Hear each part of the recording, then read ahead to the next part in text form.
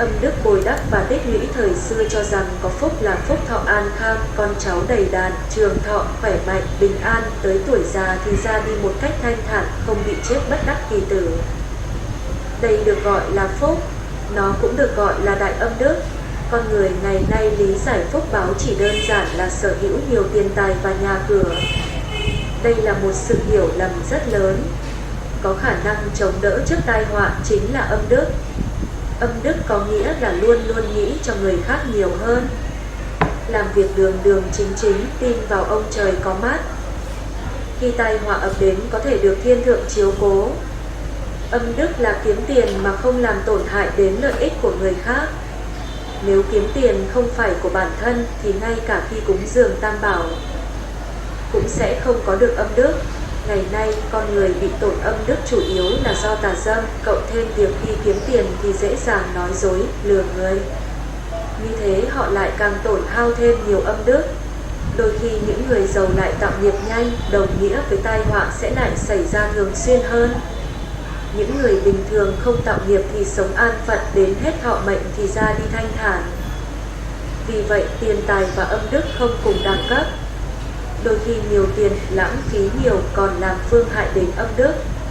Con người phải có đạo thì mới có âm đức. An phận thủ thường, sống một cuộc sống bình thường và không theo đuổi thành công một cách quá cực đoan. Nên nắm bắt tốt thước đo âm đức. Những người làm việc xấu có thể kiếm được rất nhiều tiền, nhưng sẽ bị mất rất nhiều âm đức. Người giàu hay người nghèo đều bình đẳng trước âm đức. Những việc làm gây tổn hại âm đức con người làm việc gì cũng nên nghĩ cho con cháu mai sau. Ai không nghĩ cho thế hệ sau đều là ích kỷ, thiên đạo sẽ không dung thứ. Kể cả người xuất gia tu hành cũng là giáo hóa chúng sinh, cũng là vì nghĩ cho con cháu, không nghĩ cho con cháu. Đó đều là ích kỷ. Vì vậy trong văn hóa Á Đông, điều người ta sợ nhất là đoạn tử tuyệt tôn, đó cũng là vì nghĩ cho thế hệ tiếp theo. Như vậy, những thứ gây hại cho con cháu chính là những thứ làm tổn âm đức nghiêm trọng nhất. Trong tất cả các âm đức thì việc giáo dục con cái trở thành bậc hiền nhân là âm đức lớn nhất. Tổn hại âm đức nghiêm trọng nhất là làm hư con cái. Bồi đắp và tích lũy âm đức và đồng thời tiết kiệm tinh khí thần.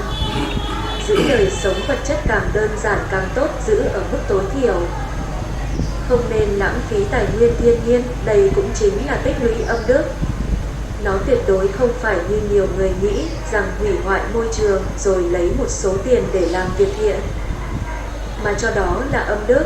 Do đó, hiện chúng ta đang có chút thời gian và phúc báo nên bồi đắp nội tâm tốt đẹp bằng cách đọc những kinh điển và kinh sách của bậc thánh hiền. Khi hưởng thụ vật chất, con người có thể cảm thấy một chút hạnh phúc, đây chỉ là cái rất hời hợt. Kỳ thực khi con người ta đọc kinh sẽ có được sự an vui, mà đây là điều rất vi tế. Nếu lục căn quá thô tháo thì chỉ thấy được hạnh phúc thô tháo mà không thể cảm nhận được hạnh phúc vi tế, hạnh phúc của nội tâm. Vậy phải làm sao?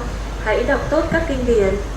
Cả Phật giáo và Đạo giáo đều tin vào công đức của việc tụng kinh. Tại sao có công đức? Kinh điển có thể sinh ra một loại năng lượng tốt và thay đổi khí bẩn của thế giới này. Đây chính là công đức, cũng chính là âm đức.